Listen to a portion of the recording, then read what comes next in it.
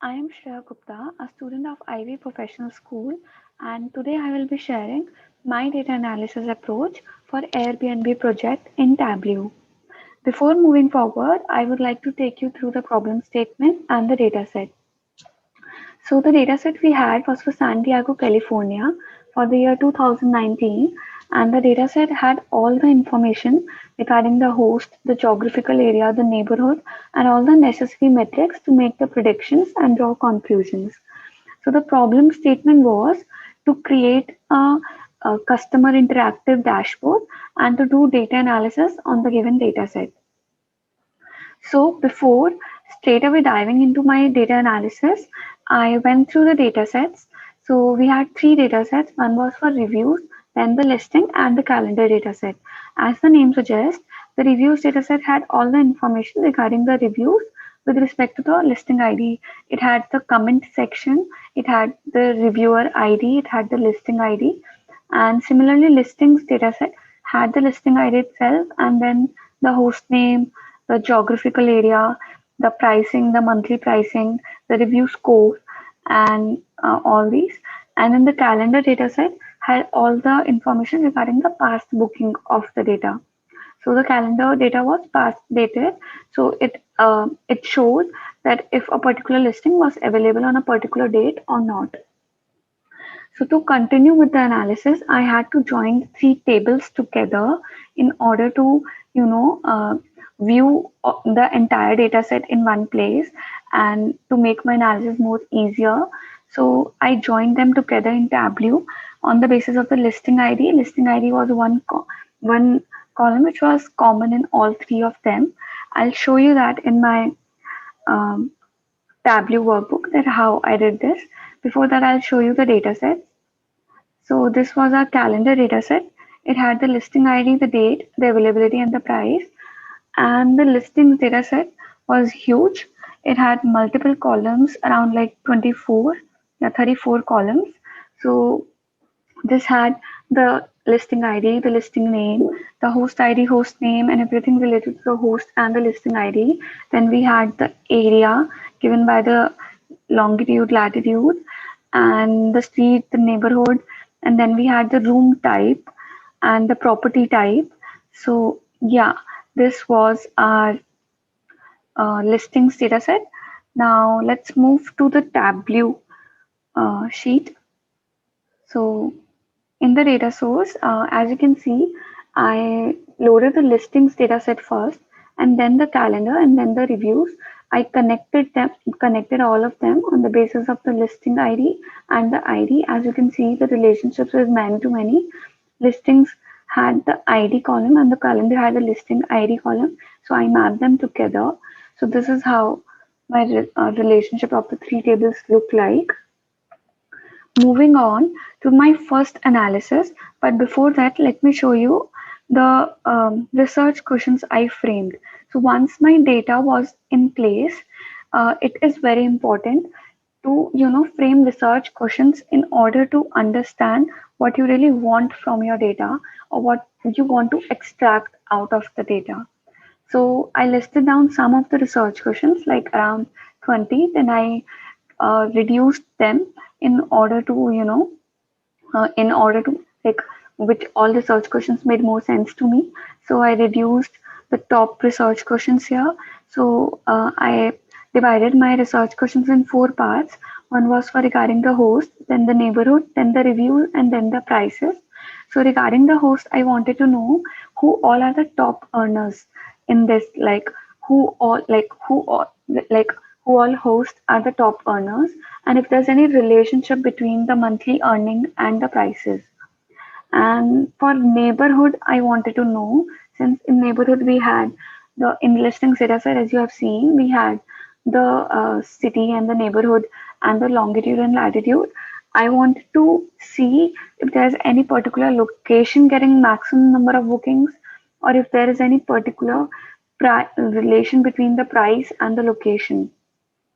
And regarding the reviews, I wanted to see if there's any relationship between the price and the quality of reviews, right? And for price, we can do multiple relationship exploration with respect to the price. We can see if if there's any relationship between the price and the amenities being offered, or price and the number of bedrooms being offered, or type of the apartment being offered, or the location.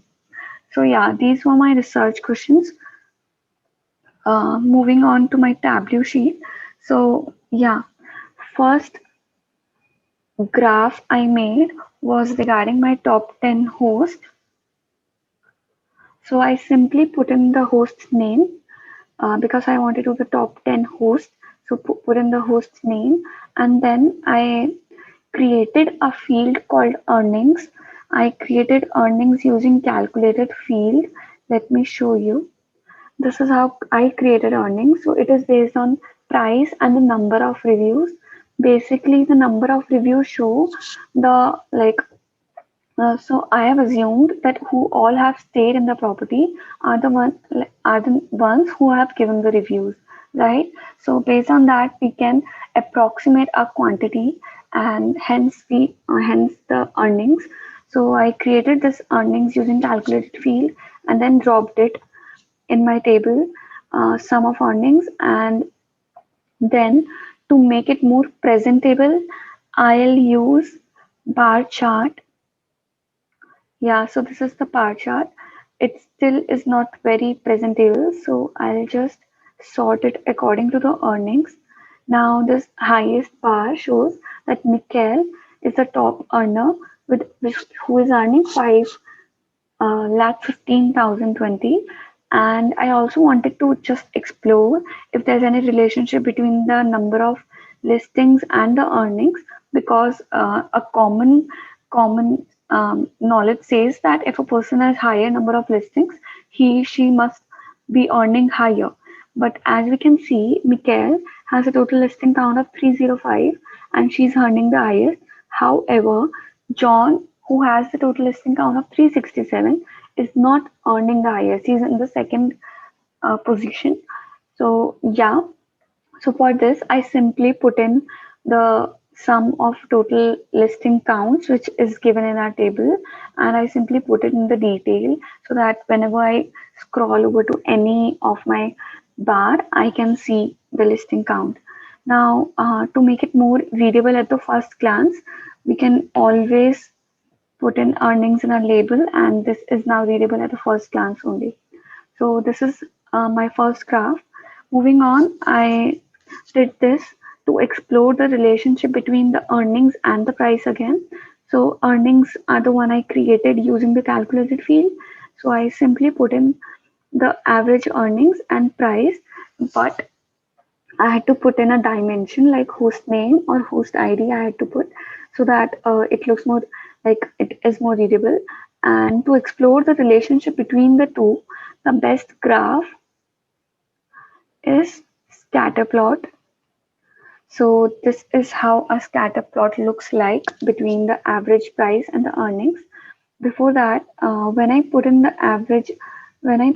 earnings and the price, let me show you. I put in the host name, and then I put in the earnings, the price. So I had to change the measure to average, because comparison on the basis of average makes more sense. So yeah, so this is how our table looked like for the relationship exploration. I simply used the scatter plot. So now in my scatter plot, as you can see, what we can draw out of this is that the average earnings are highly concentrated in the low price area, like where the low price, like average price range is low, the earnings are higher, average earnings are higher, which means more of our listings are in the lower price range, and the hosts are earning most out of it, maybe because the demand is more in the in the lower price bracket, right? Moving on, next, I wanted to explore if there is any relationship between the listings and the average pricing. For that, I thought that the best measure would be,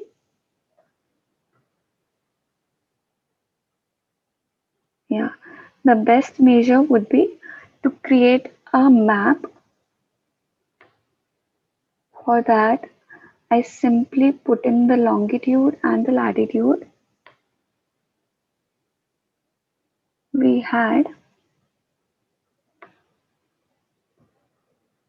My God, where is the?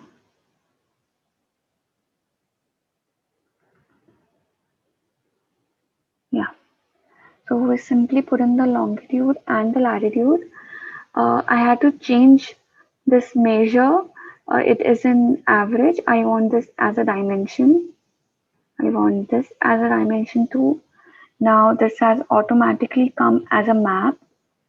However, this map is not very, you know, presentable or understandable. So I'll just simply put in, make it more presentable. So now just by adding some layers, it looks like this. So by like through this map, now I know that this is the area around the airport.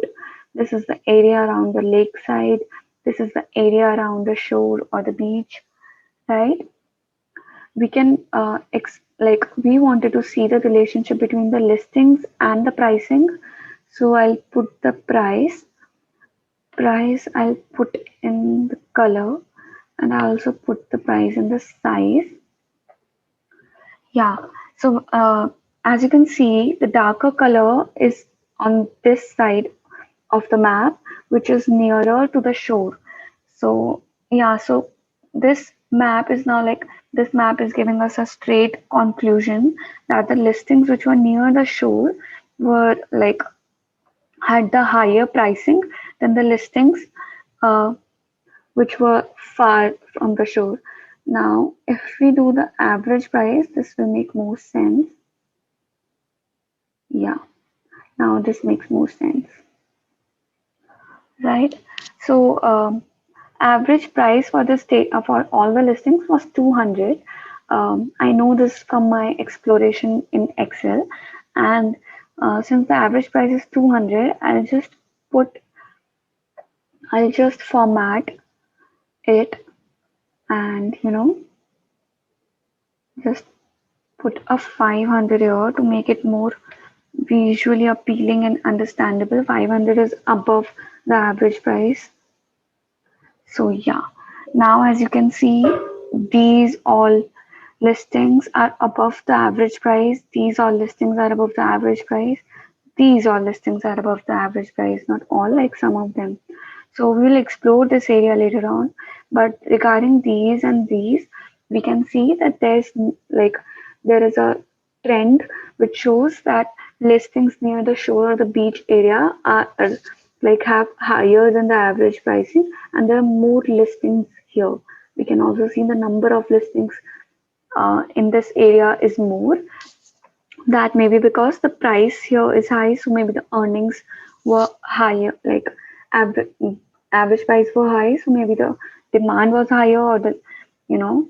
So yeah, and for the airport area, we don't see any such trend. However, this area we will explore further. Moving on, for my analysis for the reviews part, I simply put in the average price and the reviews score of cleanliness. So I had review score of cleanliness, accuracy, check-in and location and value. So I put in cleanliness to look for the quality. And if we plot this,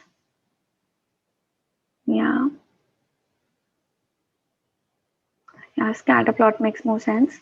So if we plot this, as we can see, listings which have higher prices, which are listed on higher prices, have high quality rating. Like they have been rated 10 or 9 in their cleanliness. However, the listings with lower price are rated around 8 or 5 or 4 or 7. So we can like, if we make a trend line here, it would simply show a positive trend, which means as the price increases, the review score for cleanliness is also increasing. So this was one analysis. Then I did this similar to what we did here. So I did this basically to explore this area. So I put in the zip code and then Google the zip code and find out that this area which had the higher listings was basically the Alpine City, which is a landmark place in San Diego, around San Diego, right? So this is one reason of this outlier looking thing, but this is a valid business scenario, right? And as expected, average pricing is higher on the shore area. For this, I have put in the average price in the size to see it more easily. So as you can see, we can change the size and see the difference between the higher average prices and lower prices, right? Moving on, the cleanliness and price is similar to what we did earlier. Then I wanted to see our average price distribution of all the listings. So for that, I had two options. Either I create bins uh, and then put in the count of my price, or I simply put in the price as one measure because only one measure is required for the histogram, and histogram itself is creating the bins. As you can see, it has itself created the price bin and put in the count of the pricing here. So as we can see, yeah, so as we can see, the listings in the lower price bracket, which is around 0 to 350, there are around 10,000 of the listings which are in this price bracket, right? If I put in, if I wanted to see the average price, I'll just simply put this in the label and see the average price of most of our listing is only $133, whereas for a second area, which is around 350 to 700, 468 is the average price. Like we can simply conclude that most of our listings are below the are like in the lower range of our price, which is like less than 700, and average price would be 133 plus 468 by 2, right? So this would be our analysis for average price distribution. Now I wanted to create this dashboard. This I have already created here. So for this, I have simply put in the listings, and this is a like this is an interactive dashboard. For this dashboard, I have only used two of my graphs. Like one was for the all listing and average pricing, and the other was for the listings. I'll show you my listings sheet. So this is my listing sheet. So basically, for the customer perspective, my dashboard shows the listing name, the minimum night the host requires in that listing, the number of reviews, and the average review score, the average review score for communication. This was for cleanliness, and the score for location, and then the price. So one customer can obviously like can sort all of these all can be sorted down based on his preference, and then all these are the parameters based on which our listings will change and our map will change. So if the customer selects only the sorry for that, if a customer selects only the entire home as his uh, choice. So these all listings are available in entire home. As you can see, there are more darker blue shades now, which simply means that entire home or apartment cost more than the overall average pricing. And if we do only the shared room, so our listings have again changed. These are the shared room, and this graph shows that only limited of our listings were in limited of our listings have shared room in them. So I'll show you how I have done this. So for listings, I simply put in my name, which is the listings name, and then I put in the minimum nights. So minimum nights would be the sum in those listings, and then I put in the number of reviews, sum of the number of reviews for that particular listing. So this is basically the grouping happening here. So then I put in the average review score. So review score, if I put in as a sum, it won't make any sense. However, average review score tells us on an average what is the score given by most of the people, most of the guests. So I put in this basically all the reviews I have put in this reviews, and the uh, price we can do it in average price for that listing, because they charge different for different, different for different guests. Also, if they're charging so average price would tell us what would be the range around which our final price would be falling down. So this I have done. Since I wanted to make it more interactive, I had to put in the bedrooms. I put in the bedrooms in the filter. Then I put in the bathrooms in the filter. And then yeah, so then I put in my measures in the filter, which are these. This is automatically done. And then I did this show filter for all of them. Uh, Not for the name. I did show filter for bedroom, bathroom, and I did show filter for the price, the room type, and the year date. If you want, we can skip the year date part. Yeah. So I simply put in the price, the room type, the year date here in the filter, along with the bedroom and the bathroom. Then I did the show filter thing, and then from here, when we had this, I just you can always customize show slider or all this, or you can do these. You can choose from the drop down, and hence I had this bathroom. So I have done at most bathroom, I have done at most in bedrooms as well. For the pricing as well, it's at most. Yeah, as you can see, at most. For room type, I did a drop down list. We had these options. So for these, we had the options of single list, single value drop down, single value slider. So I did multiple value drop down list. It made more sense. And then the year date also I did, or the uh, drop down. I did a single value drop down, right? So this was my listing. So once I had this, I went to my customer dashboard and I simply picked the all listings, which was this. I placed it here, and then I put in the listings. I placed it here. I used tiled uh, for it because I wanted them to be of same dimensions. So I put this in listings, and then with listings, since all these were in the filters, they came up here.